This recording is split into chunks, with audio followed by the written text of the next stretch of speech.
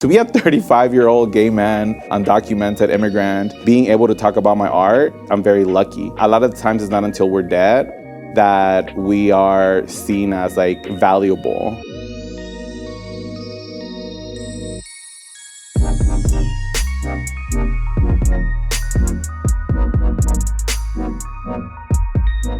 Growing up, it was really hard for me to envision the future. Being undocumented meant that job security was not secure. I started making political art when I was in college. I wasn't really out as undocumented, you know. While doing that, I started realizing that a lot of the people who were pushing for the DREAM Act and for a lot of this radical ideas of coming out and not letting other people speaking for us, which just sounds very familiar to coming out of the closet, were queer, right? It made sense because we know what it's like to be in a closet. We know what it's like to have a secret. And so really being intentional in creating art that was like, look, the people who are making the spaces for us to be unapologetically undocumented are also queer. I was born in Ensenada, Mexico. When we moved here to the US in 1995, I took this class, it was an art class, and I remember the teacher, Ms. Gaynor, introduced me to the artwork of Frida Kahlo. I was just like blown away and I was like, oh my God, who's this? I love it.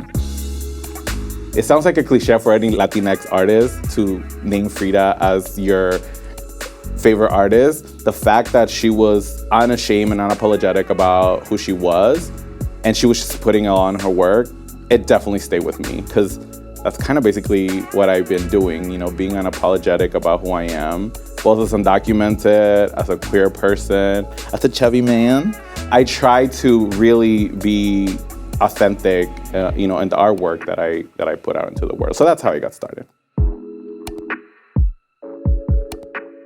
If you're in the immigrant community, there could be homophobia, there could be transphobia. If you're in the queer community, you know, all they want to talk about is gay marriage, but they don't talk about deportations.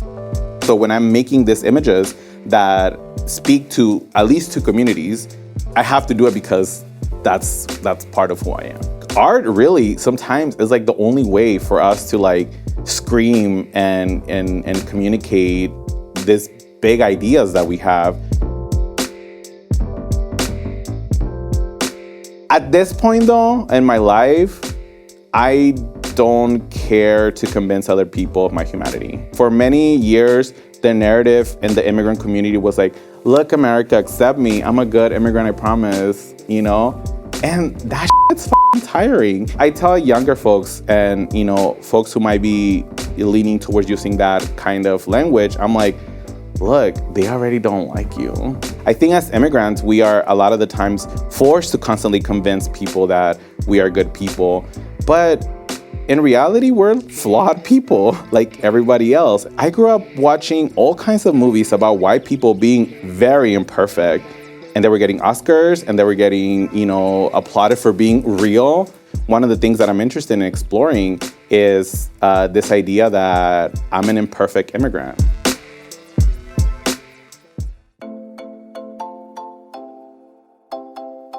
You know, as I'm growing older and I'm like looking to other mediums to explore, I'm like, how is this gonna be useful in the future, like 10 years from now? Whoever's looking at this, how are they gonna use this? I definitely have gotten messages, you know, on Instagram, on Facebook, folks who are younger than me and who tell me, oh my God, I saw your artwork when I was in high school. When I was in high school, I didn't really, you know, other than Frida Kahlo, I didn't really have other undocumented queer artwork. To know that teachers, professors are using my artwork to tell younger folks like, hey, you're not alone. That to me is, it's like, okay, I'm doing my job. What I want in the future is not to have other, you know, the generations coming after me not to have to worry about those things. You know, I'm doing this because I want to imagine a world where that is possible.